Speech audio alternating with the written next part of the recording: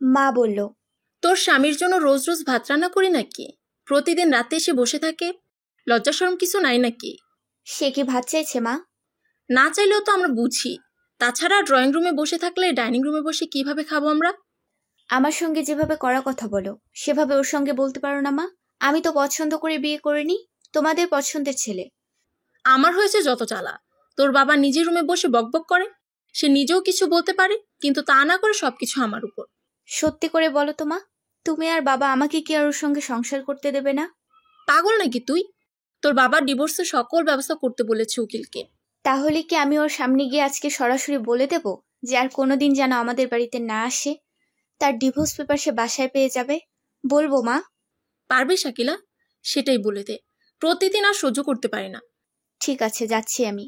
Drawing রুমে বসে বসে সকালবেলার পুরনো পত্রিকা খুলে পড়ছে সাজ্জাদ, আমার স্বামী। আমি তার সামনে যেতেই সে দাঁড়িয়ে গেল। বাসা থেকে চলে আসার পর এটাই আমাদের প্রথম দেখা। সে ঠিক প্রতিদিন আসে, কিন্তু আমি কোনোদিন সামনে আসিনি। সেই চেহারা নেই, চোখগুলো কেমন কোটরে ঢুকে গেছে। সম্পূর্ণ পোশাক যেন অন্যরকম। এভাবে এর আগে কখনো দেখিনি ওকে। আমি বসতে বসতে বললাম, কেমন আছো? ভালো। চা নাস্তা করা হয়েছে? শুধু চা দিয়েছিল। তো বাসায় যাবে কখন? প্রতিদিন এত রাত করে বসে থাকো, বিরক্ত লাগে না? না, আর তোমার জন্য তো অপেক্ষা করি। তুমি সামনে এলে তো বসে থাকতে হতো না। আমার সঙ্গে তুমি কথা বলো না কেন? কথা বলতে ইচ্ছে করে না তাই বলি না। তোমার নাম্বার বন্ধ করে রাখছো? হ্যাঁ, তাহলে বুঝতেই পারছো তোমার সঙ্গে কথা বলার কোনো ইচ্ছে নেই বলেই তো বন্ধ। আমার ভুল হয়ে গেছে। কিসের ভুল সাজ্জাদ? আজও? তাহলে আমাকে রেখে কেন এখানে আছো? তুমি কি আমার সঙ্গে থাকবে না শাকিলা? না সাজ্জাদ, তুমি তো জানো সরাসরি কথা বলা আমার বেশ পছন্দের। আজও তোমার সামনে আসার কোনো ইচ্ছে ছিল না, কিন্তু তুমি তো প্রতিদিন রাতে এসে বসে থাকো। বিশ্রী লাগে। আমার কি করা উচিত? তুমি কি জানো হয়তো মা বাবা সবাই তোমার প্রতি খুব বিরক্ত? হ্যাঁ জানি, কিন্তু তুমি তো আমাকে পছন্দ করো, ভালোবাসো, তাই আসি। যদি বলি আমিও তোমার প্রতি খুব বিরক্ত, তবে কি আর আসবে না? মনে হয় আসবো না, কিন্তু আমি জানি তোমার কোনোদিনই বিরক্ত আসবে না। তোমার জানায় ভুল আছে। আমি তোমাকে এখন খুবই বিরক্ত মনে করি। না হলে অনেক আগেই তোমার সঙ্গে চলে যেতাম, না হলে একা একা বাসায় যেতাম। চুপচাপ। একটা কথা বলবো? বলো। তুমি আর এসো না। বাবার এক বন্ধুর সঙ্গে বাবা আমাদের বিষয়ে কথা বলেছেন। তিনি মনে হয় শীঘ্রই ডিভোর্সের সকল কাগজপত্র নিয়ে আসবে।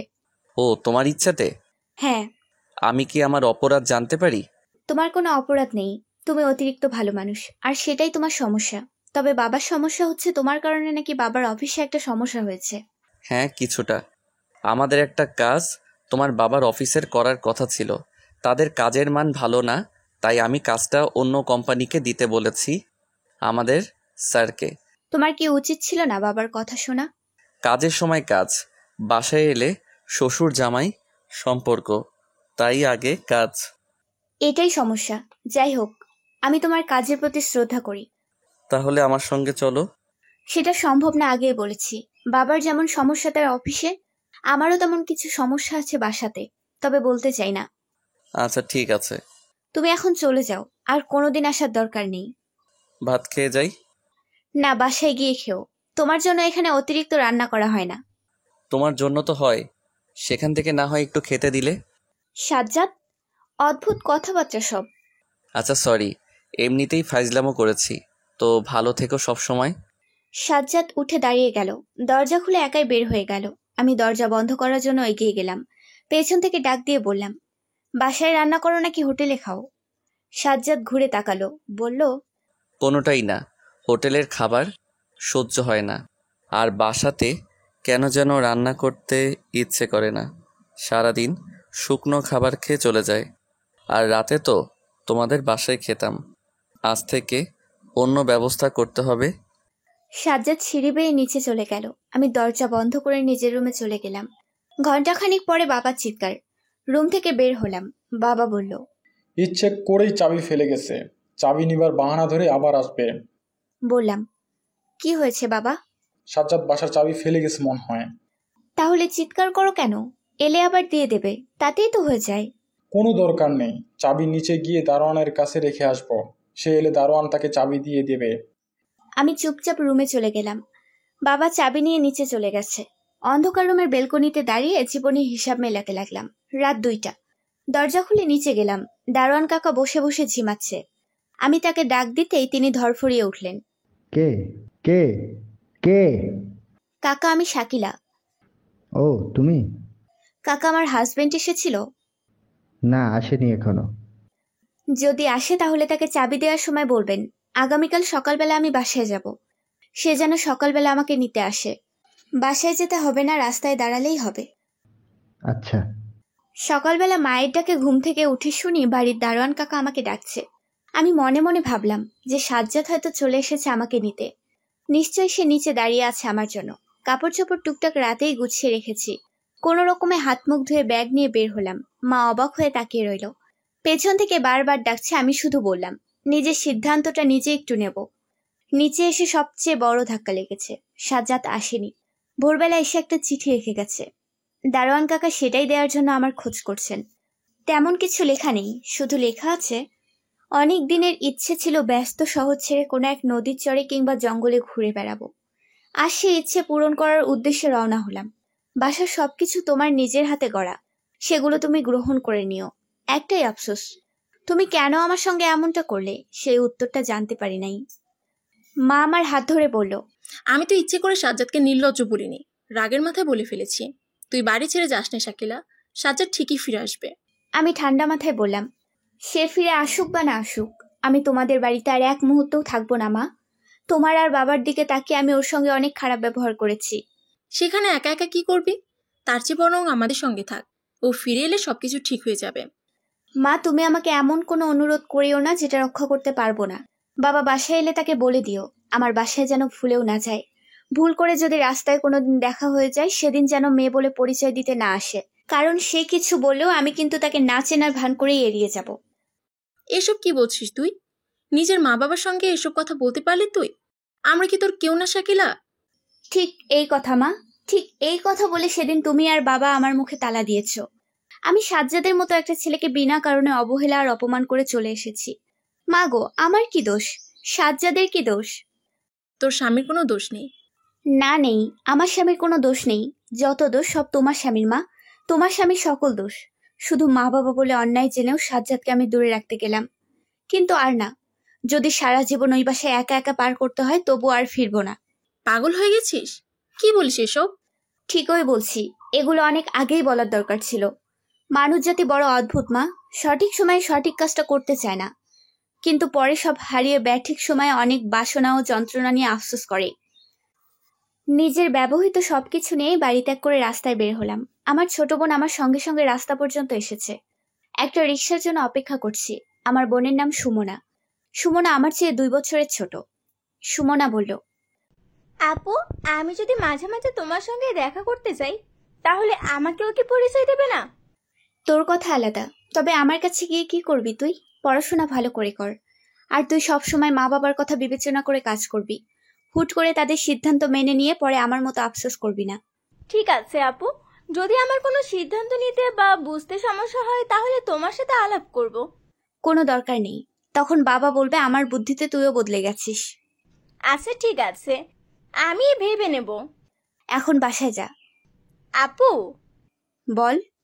আমার মন বলছে তুমি বাসায় গিয়ে দুলাভাইকে পাবে। গিয়ে দেখবে সে তোমার জন্য রান্না করে বসে অপেক্ষা করছে। কিন্তু বাসার সবগুলো চাবি তো আমার কাছে।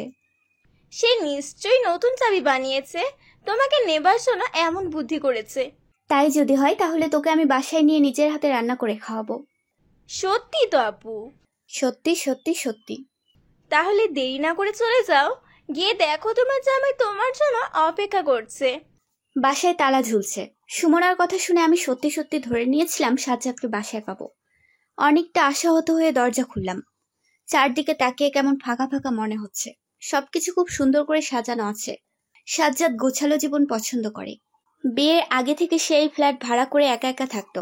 সাধারণ আনুষ্ঠানিকতা সম্পূর্ণ করে বিয়ের পরে যখন এ বাড়িতে এসেছিলাম সেদিন বেশ মুগ্ধ হয়েছিলাম। ভেবেছিলাম বিয়ের জন্য হয়তো এতটা সাজানো, কিন্তু এরপর ঠিক যতগুলো দিন পেরিয়ে গেছে তার মধ্যে কোনোদিনও অগোছালো দেখিনি।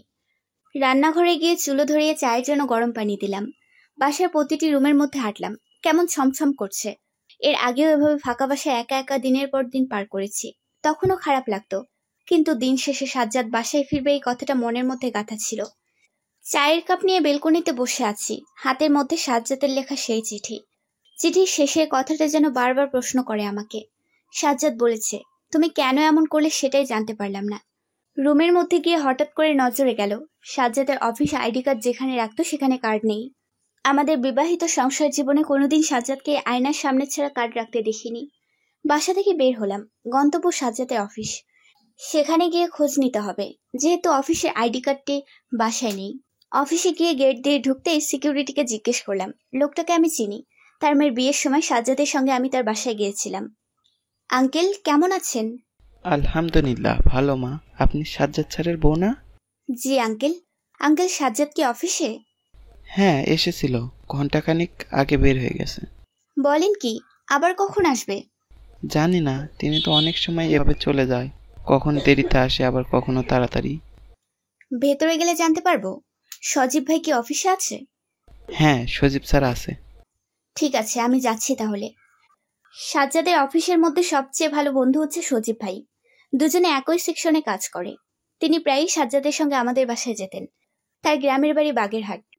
আরে ভাবি, আপনি অসুস্থ শরীর নিয়ে কেন কষ্ট করতে গেলেন?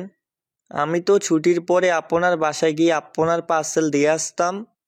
আমি অবাক হলাম, মনে মনে ভাবলাম, কিসের পার্সেল, কে দিয়েছে? বললাম, সাজ্জাদ কোথায় সজীব ভাই? মানে কি ভাবি? সাজ্জাদ বলল সাজ্জাদের কোন আত্মীয় নাকি অসুস্থ, তাই সেখানে যাবে। ফিরতে 2 দিন দেরি হবে, আর আপনি নাকি তার সব কিছু জানেন। আপনি অসুস্থ তাই আপনাকে নিয়ে যেতে পারছে না। আমি তখন এক এক করে বিগত দিনের সবকিছু সজীব ভাইকে বললাম। সব শুনে তিনি আমার দিকে অবাক হয়ে তাকিয়ে রইলেন। মনে হয় তিনি বিশ্বাস করতে পারছেন না, কারণ সাজ্জাদ যেহেতু তার খুব ভালো বন্ধু, তাই এই বিষয়গুলো অন্তত তার সঙ্গে শেয়ার করবে এটাই তার ধারণা ছিল। সজীব ভাই বলল, ভাবি, আমি যদি একটু হলেও বুঝতে পারতাম তাহলে কোনো দিনই তাকে যেতে দিতাম না। আপনি বলেন না ওকে কোথায় পাওয়া যাবে? জানি না, তবে আমার বিশ্বাস সাজ্জাদ দ্রুত ফিরে আসবে।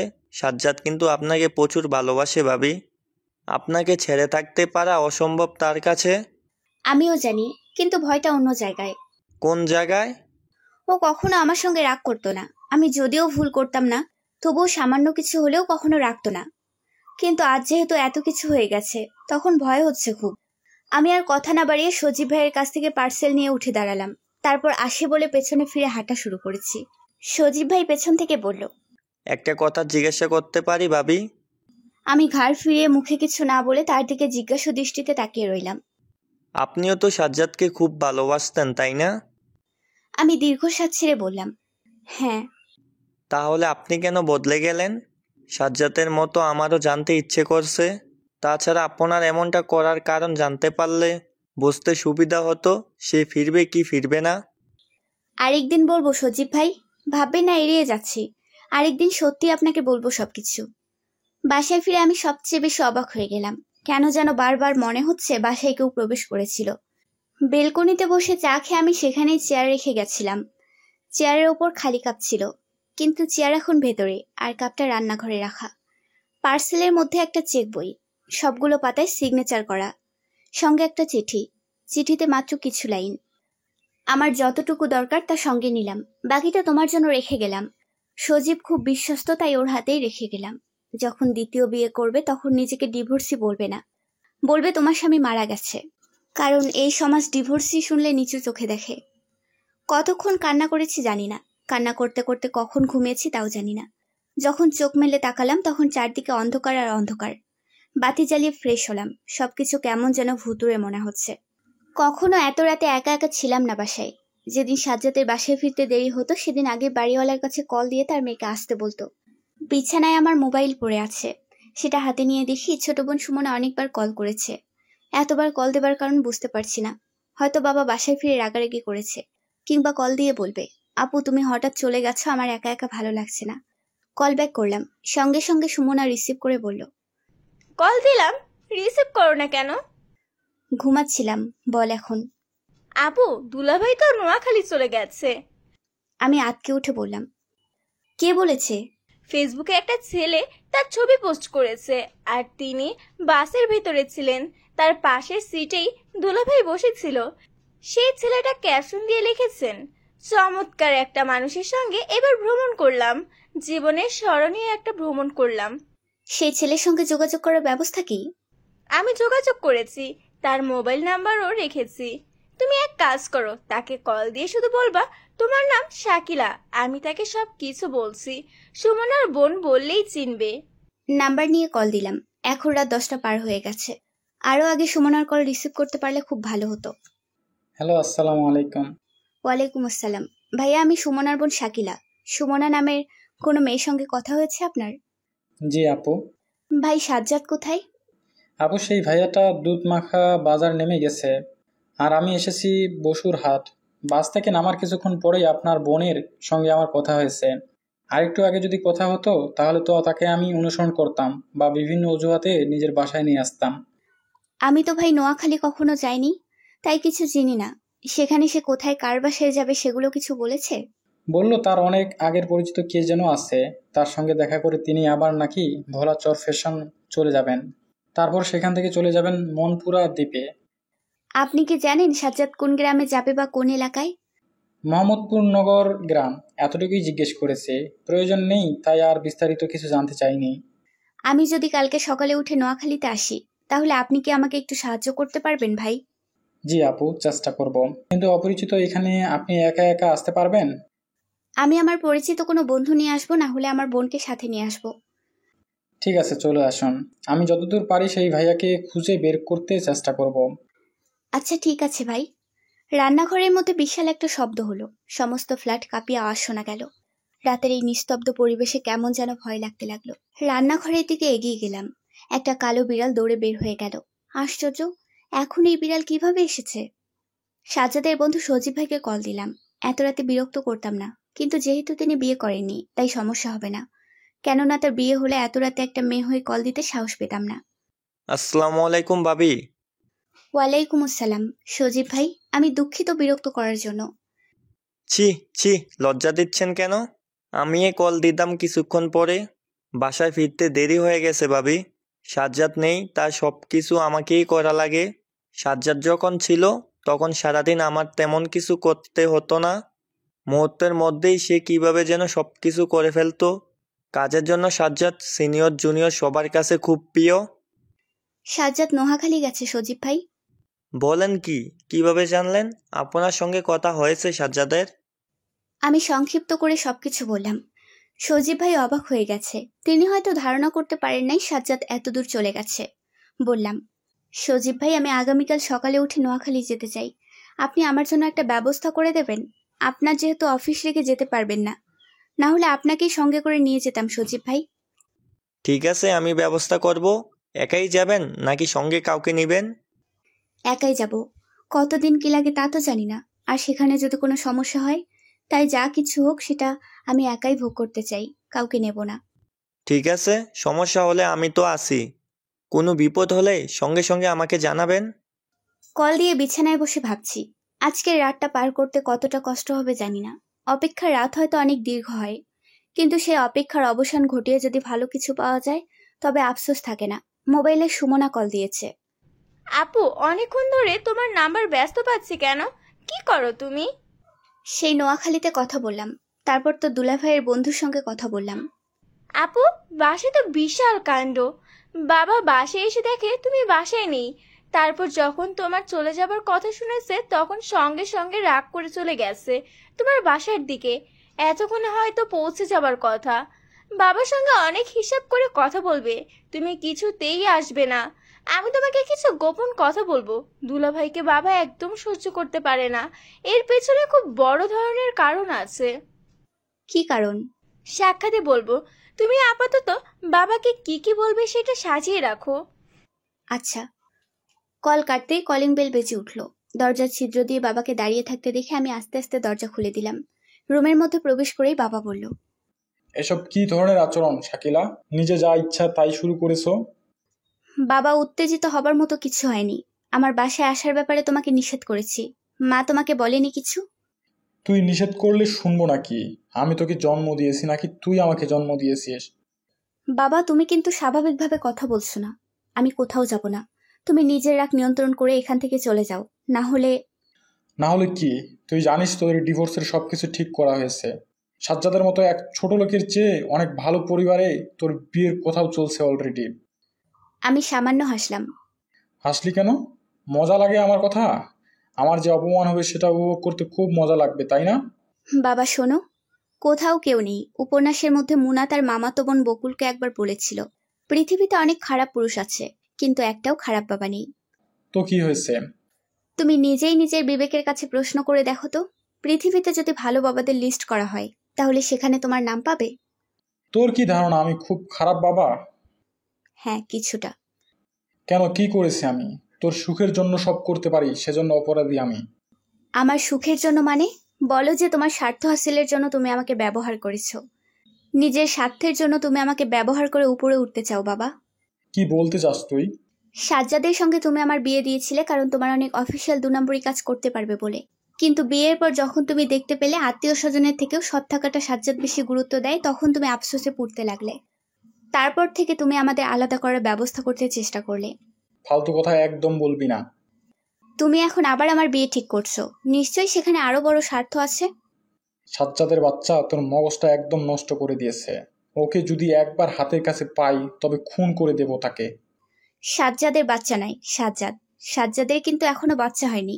যদি হয় তাহলে তুমিও নানা হতে পারবে। রাগে শরীর জ্বলছে, তুই মজা নিস? মোটেও না, সত্যি বললাম। আমিও সত্যিই বলছি, ওকে যদি আমি চোখের সামনে পাই তাহলে খুন করে দেব। আমার অনেক ক্ষতি করেছ।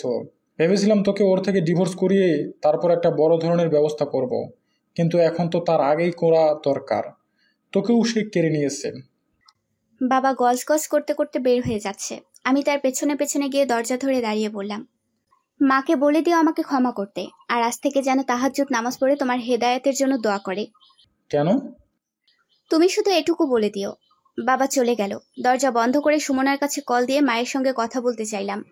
মা বলল, কি ব্যাপার মা শাকিলা, তোর বাবা গেছে তোর ওখানে? হ্যাঁ এসেছিল, আবার চলে গেছে। তোমাকে একটা কথা বলতে চাই মা। কি কথা? 5 ওয়াক্ত নামাজ ও শেষ রাতে তাহাজ্জুদ পড়ে আল্লাহর কাছে দোয়া করো যেন সাজ্জাদের কোনো ক্ষতি না হয়। কেন, কি হয়েছে জামাইয়ের? কিছু হয়নি, তবে তোমার স্বামী মানে আমার জন্মদাতা বাবা ওকে মেরে ফেলার হুমকি দিয়ে গেছে। বলিস কি? আমি বলেছিলাম তোর বাবার কথা শোন, এখন আবার আগুন জ্বলবে। মা তুমি শুধু তোমার স্বামীকে বোঝাও, না হলে সাজ্জাদের যদি কোনো কিছু হয়ে যায় তাহলে কিন্তু আমিও কাউকে ছাড়বো না। আল্লাহ না করুক সাজ্জাদের কিছু হলে আমার মা বাবার জন্য আমি 2 ধরনের সাদা কাপড়ের ব্যবস্থা করব। মানে কি শাকিলা? মানে খুব সহজ মা, বাবার জন্য সাদা কাফনের কাপড় আর তোমার জন্য সাদা বিধবা শাড়ি। শাকিলা, পাগল হয়ে গেছো? চিৎকার করে লাভ নেই মা। সেদিন তুমি মা হয়ে আমার পা ধরে কেঁদেছিলে বলেই এতদিন অনেক কিছু অন্যায় জেনেও চুপচাপ ছিলাম। কিন্তু মা, এভাবে চুপচাপ থাকলে দিন দিন অপরাধ আর পাপের বোঝা শুধু বাড়বে। তার চেয়ে বরং এবার সবকিছুর নিষ্পত্তি হোক। হয় তোমার স্বামী সব অপরাধ জিতবে, না হয় আমি হেরে গিয়ে পৃথিবী থেকে হারাবো, কিন্তু এর শেষ দেখতে চাই। শাকিলা, আমাকে নয়, আল্লাহকে ডাকো। সকালবেলা সাজ্জাদেই কিছু ছবি পাঠিয়ে দিলাম সেই ছেলেটার কাছে। ছেলেটা নিজেই সকালে আমাকে কল দিয়ে বলল, আপু আপনি চাইলে আমি আজকেই চেষ্টা করে তাকে খুঁজে বের করি। আপনি ঢাকা থেকে আসুন, আমি তার মধ্যে দুধমাখা বাজারে গিয়ে সবার সঙ্গে জিজ্ঞেস করি। বললাম, না ভাই, এতটা কষ্ট করতে হবে না। আপনি এমনিতে অনেক উপকার করেছেন। আমি একটু পরে রওনা দেব, সেখানে গেলে আমি আপনাকে স্মরণ করব।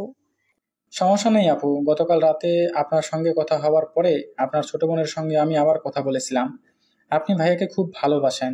ভাইয়ার সঙ্গে কথা বলে বুঝতে পারছি সেও আপনাকে অনেক ভালোবাসে। কিন্তু একজনের সামান্য অবহেলা আর তার জন্য অন্যজনের একরাশ অভিমানে একটা সম্পর্ক শেষ হয়ে যাবে, এটা কিভাবে সহ্য করব? আমার বোন আপনার কাছে সবকিছু বলেছে তাই না? জি আপু, আপনার বোনকে কিছু বলবেন না দয়া করে, কারণ কারো ব্যক্তিগত বিষয়ে অপরিচিত হয়ে এভাবে শোনা ঠিক না। আমি কোথায় গিয়ে নামলে আপনার সঙ্গে দেখা করতে পারবো? আপনি বসুরহাটের টিকিট সংগ্রহ করবেন আর সেখানেই নামবেন। আপনার সঙ্গে আর কে কে আসবে? হয়তো আমি একাই যাব, সঙ্গে কাউকে নিতে চাই না। ব্যক্তিগত সমস্যা আছে। কোনো সমস্যা নেই, ছোট ভাইয়ের উপর বিশ্বাস করে চলে আসুন। আমি গতকাল রাতেই আমার মা বাবার কাছে আপনাদের সব কিছু বলছি। তারা খুব আফসোস করেছেন। আপনি সরাসরি আমার বাড়িতে আসতে পারবেন। সেটা হবে না ভাই, আমি কারো বাসায় যেতে চাই না। ভালো কোনো হোটেল কিংবা ওকে খুঁজে না পেলে আবার সঙ্গে সঙ্গে বাসায় ফিরে আসবো। আচ্ছা আগে আসুন, তারপর দেখা যাবে। হয়তো অপরিচিত তাই বিশ্বাস করতে পারছেন না। সত্যি বলতে আপনার বোনের কাছে শুনে যতটা বুঝতে পারছি তাতে মনে হচ্ছে আপনি আমার একমাত্র বড় আপুর বয়সী। আমার আপুরও বিয়ে হয়েছিল, কিন্তু সাংসারিক ঝামেলা ছিল খুব। মাত্র 19 দিন আগে আমার আপু মারা গেছে। কি হয়েছিল তার? যদি দেখা হয় আর আপনার হাতে সময় থাকে তাহলে সব কিছু বলবো। আপনি সাবধানে আসেন, আমি আপনার অপেক্ষায় রইলাম। আর এখনই দুধমুখা বাজারে গিয়ে খোঁজ নিব। কিভাবে কি করবেন? বাজারের সকল সিএনজি ও রিক্সাওয়ালাকে ছবি দেখিয়ে জিজ্ঞেস করব। তারপর না হলে সেই মোহাম্মদনগর গ্রামের মধ্যে যাব। একটা সুস্থ মানুষ অবশ্যই পাওয়া যাবে। অবশ্যই পাওয়া যাবে। এই বাক্যটা শুনে আমার বুকটা কেঁপে উঠল। চোখ দিয়ে অজান্তে পানি বের হয়ে গেল। আমি কাঁদো কাঁদো কণ্ঠে বললাম, তাই যেন হয় ভাই। এই বোনের ভুলের প্রায়শ্চিত্ত করার সুযোগ করে দিও। আমি যে অন্যায় তার সঙ্গে করেছি সেটা যে আমাকেই সমাধান করতে হবে ভাই। আপনি আসেন, আমি ব্যবস্থা নিচ্ছি। ইনশাল্লাহ খুঁজে পাবো। আপনি কাঁদবেন না আপু। সজীব ভাই আমাকে বাসে উঠিয়ে দিয়ে টিকিট হাতে দিয়ে বলল, সাবধানে থাকবেন ভাবি, অপরিচিত স্থান, তাই সব কিছু দেখে নেবেন। আর আপনাকে যে মেয়ের নাম্বার দিলাম তার বাসা নোয়াখালী সদরে। কিন্তু আমি তো বসুরহাট যাব। সমস্যা নেই ভাবি, আপনি সেখানে কাজ শেষ করে সাজ্জাদকে পান বা না পান, তবুও আশেপাশে পরিচিত কেউ নেই, তাই দিন শেষে যেন সেখানে গিয়ে যেন থাকতে পারেন। ধন্যবাদ ভাই। আমি সব সময় কল দিয়ে খোঁজ নিব, আপনি কোনো চিন্তা করবেন না। আচ্ছা ঠিক আছে। কুমিল্লা হোটেল থেকে গাড়ি বের হতেই বসুরহাট থেকে সেই ছেলেটা কল দিল। এখনো নামটা জানা হয়নি, তাই রিসিভ করে বললাম, আমি এখনো আপনার নাম জানি না ভাই। আমার নাম ফেরদৌস আহমেদ। আমি আপনার ছোট হব, তাই তুমি করে বলবেন। কোনো খবর পেলে? হ্যাঁ আপু, সেজন্য কল দিলাম। আপনি তাড়াতাড়ি চলে আসেন। একটা সিএনজি নিয়ে তিনি সেই গ্রামে গেছিলেন। ড্রাইভার তাকে যেখানে নামিয়ে দিয়েছে সেই স্থানটার নাম জেনে নিয়েছে। কার বাড়িতে গেছে জানো কিছু? না আপু, যেখানে নেমেছেন সেখান থেকে নাকি সামনে একটা রাস্তা ছিল, সেই রাস্তা দিয়ে তিনি হেঁটে হেঁটে চলে গেছে। কিন্তু সমস্যা নেই, কারণ সেখানে গিয়ে আশেপাশে খোঁজ নিলেই পাওয়া যাবে ইনশাআল্লাহ। আমি তো কেবল কুমিল্লা পার হলাম, এখনো ঠিক কতক্ষণ লাগবে বুঝতে পারছি না। মোটামুটি বিকেল 3টা বা 3:30টার মধ্যে পৌঁছে যাবেন হয়তো। দিন থাকতে এলে বেশি ভালো হবে। আমি কিন্তু এখন সিএনজি নিয়ে সেই গ্রামের মধ্যে যাচ্ছি। শুক্রিয়া ভাই। আমি সেখানে গিয়ে আশেপাশের সবার কাছে জিজ্ঞেস করে বের করব। আপনি ফেনী মহিপাল স্টেশন এলে আমাকে জানাবেন, তাহলে আমি বসুরহাট বা দুধমুখা বাজারে দাঁড়াবো। আমি তো চিনি না মহিপাল। দেখবেন বাস থেকে যাত্রী নামবে সেখানে, আর না হলে দেখবেন একটা ফ্লাইওভারের নিচ থেকে গাড়ি ডান দিকে মোড় নেবে। তখন রাস্তার পাশে দোকানে তাকিয়ে সাইনবোর্ডে লেখা পড়বেন। আচ্ছা। 3:30 আমি বসুরহাট বাস টার্মিনালে বাস থেকে নামলাম। আমি বাস থেকে নামতেই কালো শার্ট পরিহিত একটা ছেলে আমার সামনে এসে জিজ্ঞেস করলো, আপনি শাকিলা আপু, তাই না? হ্যাঁ, তুমি ফেরদৌস? জি আপু, আসুন আমার সঙ্গে। ফেরদৌস তার বাইক স্টার্ট দিল। আমি সামান্য কৌতূহল বোধ করলাম। তখন সে বলেছিল যে সিএনজি নিয়ে সে গ্রামের মধ্যে যাচ্ছে, তাহলে বাইক নিয়ে গেল না কেন? আপু, সাজ্জাদ ভাই যে বাড়িতে গেছে সেই বাড়ি আমি খুঁজে বের করেছি। সত্যি বলছো? এতক্ষণ কল দিয়ে বলনি কেন? কারণ সাজ্জাদ ভাই নেই, তিনি নাকি সকালবেলা চলে গেছে। আপনাকে বললে কষ্ট পাবেন বা আশাহত হবেন, তাই বলিনি। তবে আমার বারবার মনে হচ্ছে সাজ্জাদ ভাই ওই বাড়িতে আছে। কেন? কারণ সবার আচরণ কেমন যেন মনে হলো, আর আমি তার বিষয়ে কিছু জিজ্ঞেস করতেই তারা কেন যেন উত্তর দিতে চায় না। যেমন জিজ্ঞেস করেছি তাদের সঙ্গে কিসের সম্পর্ক তার। কি বললেন তারা? ইনিয়ে বিনিয়ে অনেক কিছু বললেন, যার কিছু পরিষ্কার বুঝতে পারিনি। বাইক থামলো। আমরা দাঁড়িয়ে আছি কোম্পানিগঞ্জ থানার সামনে, নোয়াখালী। বললাম, এখানে কেন ফেরদৌস? আপনি একটা জিডি করবেন। আমার বড় মামা এখানের দারোগা। যদিও আমার পারিবারিকভাবে তাদের সাথে সম্পর্ক ভালো না, তবে মামা আমাকে আদর করে খুব। তার কাছে গিয়ে জিডি করতে হবে। সাজ্জাদ ভাইয়ের ছবি দেবেন, আর আপনি তাকে খুঁজতে এসেছেন তার নিশ্চয়তা। মানে? মানে আপনার যদি কোনো সমস্যা হয় তাহলে যেন সবকিছু পুলিশের জানা থাকে। অনেকটা অপ্রমাণিত হলাম। ছেলেটাকে সামান্য অবিশ্বাস করাতে হয়তো এমনটা করেছে।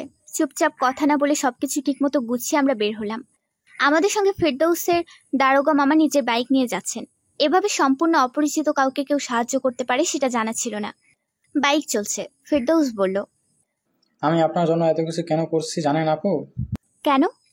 আমার আপুটা মৃত্যুর আগে বারবার আমার কাছে সাহায্য চেয়েছিল, কিন্তু আপুর জীবনটা ছিল এমনই, তাই সিরিয়াস নেইনি। কিন্তু যখন জানতে পেরেছি আপু মারা গেছে, তখন সব কিছু যেন নিজের ঘাড়ে অপরাধ চাপা পড়ল। সাজ্জাদ সত্যি সত্যি নেই। দারোগার হুমকিতে তারা সবাই ভয় পেয়ে গেল। বাড়িটা দেখে বোঝা যাচ্ছে এরা অত্যন্ত গরিব। আমি তাদের অভয় দিয়ে বললাম, আমি সাজ্জাদের স্ত্রী। সাজ্জাদ রাগ করে ঢাকা থেকে চলে এসেছে। ওকে খুঁজে বের করা আমার জন্য জীবনের সবচেয়ে বড় কাজ এই মুহূর্তে। এক মহিলা বললেন, মা, সত্যিই বলছি, সাজ্জাদ চলে গেছে। সকালবেলা উঠেই সে চলে গেছে। কোথায় যাবে কিছু জানেন? বলছিল আবার ঢাকা চলে যাবে। কি, ঢাকায়? হ্যাঁ। আপনার সঙ্গে ওর পরিচয় কিভাবে? সাজ্জাদ যখন ছোট একটা চাকরি করত তখন সে একটা সাহেবের ছেলের প্রাইভেটে পড়াতো। সেই বাসায় আমি কাজ করতাম, আর সেখান থেকেই আমাদের পরিচয়। আশ্চর্য। আমার মেয়েটা পরীক্ষা ভালোই পাশ করেছিল। তখন তাকে বলেছিলাম, সে বলেছিল একদিন গ্রামে বাড়িতে এসে আমার মেয়ের সঙ্গে দেখা করে যাবে। আমার কাছ থেকে খুব আগ্রহ করে ঠিকানাটা লিখে নিয়েছিল। ভেবেছিলাম সে কখনো আসবে না, কিন্তু 3-4 বছর পরও হঠাৎ গতকাল রাতেই যখন এসেছে তখন অবাক হয়ে গেছে। আমার আর তেমন কিছু জানার ছিল না। আমি ফেরদৌসের সঙ্গে ক্লান্ত শরীরে তাদের বাসার দিকে রওনা দিলাম। দারোগা সাহেব বললেন, কোনো সমস্যা নেই, আপনি আজকে রাতটা থেকে কালকে সকালে উঠে ঢাকায় চলে যাবেন। ফেরদৌসের বাসায় এসে সত্যি অবাকের চেয়ে বেশি অবাক হলাম। তার মা বাবা আমাকে অনেক আদর আপ্যায়ন করতে লাগলো, ঠিক যেন তার নিজের মেয়ে আমি। কিন্তু আমরা তো বাঙালি, তাই অতিরিক্ত আদরের মধ্যে রহস্যের গন্ধ পাচ্ছি। কথায় বলে অতিভক্তি চোরের লক্ষণ। রাত 11টা। আমাকে আলাদা রুমের মধ্যে ঘুমানোর ব্যবস্থা করে দেওয়া হয়েছে। মোবাইল সাইলেন্ট করে ক্লান্তি আর কান্না নিয়ে ঘুমিয়ে পড়লাম। সজীব ভাইয়ের সঙ্গে আগেই কথা হয়েছে। সাজ্জাদ যদি ঢাকায় গিয়ে তার সঙ্গে যোগাযোগ করে তাহলে তিনি সঙ্গে সঙ্গে জানাবেন বলেছে। পরের দিন সকাল, ঘুম থেকে উঠে মোবাইল হাতে নিয়ে দেখি অনেকগুলো মিসড কল। সুমনা, সজীব ভাই, অপরিচিত এমন অনেক নাম্বার দিয়ে কল এসেছে। আমি সবার আগে সজীব ভাইয়ের নাম্বারে কল ব্যাক করলাম। সজীব ভাই রিসিভ করে উৎকণ্ঠিত গলায় বলল, ভাবি, আপনি কোন জায়গায়? আমি তো নোয়াখালী সেই ফেরদৌসের বাসায়। সর্বনাশ হয়ে গেছে ভাবি। কি হয়েছে সজীব ভাই? আপনার বাসা থেকে কেউ কল করেনি? করেছে, কিন্তু কথা হয়নি। গতকাল রাতে সাজ্জাদ আপনাদের বাসায়, মানে আপনি আর সাজ্জাদ যেখানে থাকতেন সেখানে আপনার বাবাকে খুন করেছে। আপনার বাবার লাশ পোস্টমর্টেম করতে নেওয়া হয়েছে। সাজ্জাদ তো হসপিটালে, কারণ তাকে পাওয়া গেছে অজ্ঞান অবস্থায়। মাথায় একটা লোহার রড দিয়ে আঘাত করা হয়েছে। তবে পুলিশের ধারণা এটা সাজ্জাদ নিজের ইচ্ছা করে করেছে। আপনার বাবাকে খুন করে তারপর নিজেকে নিজে আঘাত করে অজ্ঞান হয়েছে। আমি হাউমাউ করে বললাম, কি বলছেন সজীব ভাই? এটা শোনার জন্য আমি বেঁচে আছি? সাজ্জাদের অবস্থা বেশি ভালো না ভাবি। পুলিশ হাসপাতালেই তাকে পাহারা দিচ্ছে। আপনি আজ এক্ষুনি ঢাকায় আসেন। আজ যা হবার তা তো হয়ে গেছে। আসার সময় নিজেকে শক্ত রাখবেন। সজীব ভাই, আপনি কি অফিসে? হ্যাঁ ভাবি, কিছুক্ষণ আগে এসেছি। আমার বাসায় মা আর সুমনার কি রকম অবস্থা এখন? নিশ্চয় কান্না করে সবাই। তা তো কবেই ভাবি। আমি সকালে গিয়েছিলাম আপনাদের বাসায়, তখন সেখানে অনেক মানুষ উপস্থিত ছিল। আপনার মা বেশি ইমোশনাল হয়ে গেছে। চিৎকার দিয়ে শুধু আপনাকে বকাবকি করে। আপনি নাকি সব কিছুর জন্য দায়ী। মা এখন কোথায়? তাকে বাসায় পাঠানো হয়েছে। আর আপনাদের সেই ফ্ল্যাট পুলিশ লক করে দিয়েছে। বিভিন্ন তদন্ত করার জন্য কারুর প্রবেশ নিষেধ ঘোষণা করা হয়েছে সেখানে। ফেরদৌসের বাসায়। তার বাবা মা যখন আমার মুখে শুনলেন তখন সবাই হা হয়ে গেল। সকলের কাছে যেন অবিশ্বাস্য ঘটনা বর্ণনা করেছি আমি। তাই তারা নির্বাক। আমি দ্রুত বের হবার প্রস্তুতি নিলাম। চোখ দিয়ে সেই তখন থেকে পানি বের হওয়া শুরু করেছে, আর এখনো অনবরত চলেছে। তখন ফেরদৌস বলল, আপু, আমিও আপনার সঙ্গে যাব। কেন? আপনি যেতে পারবেন না। পথে যদি নতুন কোনো বিপদ হয় তাহলে তো সমস্যা হবে। আমার কিছু হবে না। তুমি বাড়িতে এসেছো, তাই আমার জন্য এখন আর যেতে হবে না। আপনাকে দিয়ে আমি আবার আসব। অনেক চেষ্টা করেও একা বের হতে পারিনি, তাই ফেরদৌসকে সঙ্গে নিয়ে রওনা দিলাম। একটু পরে পরে বাবার মুখটা চোখের সামনে ভেসে উঠবে বুঝতে পারিনি। সেদিন রাতে যদি বুঝতাম বাবার সঙ্গে আর কোনোদিন দেখা হবে না, তাহলে এতটা খারাপ ব্যবহার করতাম না হয়তো। নিজেকে খুব অসহায় লাগে। ঢাকায় পৌঁছে সরাসরি হাসপাতালে গেলাম। সজীব ভাই হাসপাতালের সামনেই দাঁড়িয়ে আছে। তিনি কিছুক্ষণ আগে এসেছেন। আমি তার সঙ্গে ওপরে উঠলাম। ফেরদৌস আমার সঙ্গেই আছে। সাজ্জাদ আইসিইউতে চিকিৎসাধীন অবস্থায় আছে। তার সঙ্গে দেখা করে কোনো লাভ নেই, তাই বাইরে এসে ডাক্তারের সাথে কথা বলার জন্য বসে আছি। ভেবেছিলাম বাসার কাউকে হয়তো পাওয়া যাবে। বাসে করে আসার সময় সুমনার নাম্বারে কল দিয়েছি, কিন্তু রিসিভ করে নাই। সজীব ভাই বলল, অনেক রক্ত বের হয়ে গেছে আর মাথার মধ্যে রক্ত জমছে। একবার একটু জ্ঞান ফিরেছিল, তারপর থেকে আবার অজ্ঞান হয়ে আছে। বললাম, পুলিশ কিভাবে খবর পেল? ফজরের নামাজ পড়ার জন্য আপনাদের ফ্ল্যাটের উপরতলায় একটা লোক মসজিদে যাচ্ছিলেন। তিনি সিঁড়ির চৌকাঠে রক্তের দাগ দেখতে পান। তারপর বাড়িওয়ালাকে ডাকেন। দরজা খোলা ছিল। তারা ভিতরে প্রবেশ করে দেখেন আপনার বাবা ছুরি পেটে অবস্থায় পড়ে আছে, আর কাছেই সাজ্জাদ রক্তাক্ত মাথা নিয়ে শুয়ে আছে। সঙ্গে সঙ্গে পুলিশ ডাকা হলো। পুলিশ এসে চেক করে সাজ্জাদকে জীবিত উদ্ধার করে। আপনার বাবা মারা গেছে সেটা সেখানেই বোঝা গেছে। আমি কি আমার বাসায় যেতে পারবো? জানি না ভাবি, দারোগা সাহেব এলে তার কাছে জিজ্ঞাসা করে জানতে হবে। বাবার লাশ কোথায়? পোস্টমর্টেম শেষ হয়ে গেছে। আপনার কাকারা এসেছেন, তারা হয়তো লাশ গ্রামের বাড়িতে নিয়ে যাবেন। আমি এখনই যেতে চাই। এখানে তো সাজ্জাদের সঙ্গে ডাক্তার নার্স আছে। বাবাকে শেষ দেখা তো দেখতে হবে। খুব কষ্ট লাগছে সজীব ভাই। ভাবি একটা কথা, জি বলেন। আপনাকে সাজ্জাদ যে চেক বই দিয়েছিল সেটা কি আপনার কাছে আছে? আমি কিন্তু জানতাম আপনার কাছে চেক বই আছে, কিন্তু সকালবেলা পুলিশ তল্লাশি করার সময় পাওয়া গেল না। আমি আশ্চর্য হয়ে গেলাম। বলেন কি? আমি তো সেটা আমাদের বেডরুমে বালিশের তলায় রেখে দিয়েছিলাম। পুলিশ তো ভালো করে তল্লাশি করেছে, তাহলে পেল না কেন? যদিও আমি চেক বইয়ের কথা কিছু বলিনি, কিন্তু মনে মনে ছিল, কারণ আপনি সঙ্গে করে নিয়ে যাবেন না সেটা ধারণা ছিল। তাহলে চেক বই কে নিয়েছে? তা তো জানি না ভাবি। আচ্ছা, এটা পুলিশের কাছে বললেই ভালো হবে। খুনের সঙ্গে টাকার কোনো সম্পর্ক থাকতে পারে। কিন্তু চেক বইয়ের কথা আপনি আমি সাজ্জাদ ছাড়া আর কি কেউ জানে? জানার কথা নয়। পুলিশ এগুলো বের করতে পারবে। আগে চলুন আপনার বাবার লাশ দেখবেন। সজীব ভাইয়ের মুখটা হঠাৎ করে কেমন পরিবর্তন মনে হলো। নিজে একটু বিব্রত হয়ে গেছে। হাসপাতাল থেকে বের হব এমন সময় পুলিশের সঙ্গে দেখা হয়ে গেল। ওসি সাহেব বললেন, কোথায় যাচ্ছেন? আমি বাবার লাশ দেখতে যাব। আপনার বাবার লাশ গ্রামের বাড়িতে নিয়ে চলে গেছে। আপনাকে এখানে আমাদের সঙ্গে থানায় যেতে হবে। আশ্চর্য হয়ে বললাম, মানে কি? সজীব ভাই বলল, কিন্তু কেন অফিসার? তার বাবার হত্যার দায়ে সাজ্জাদের সঙ্গে সঙ্গে তার নামেরও মামলা করা হয়েছে। তার মা নিজেই মেয়ের বিরুদ্ধে মামলা করেছেন।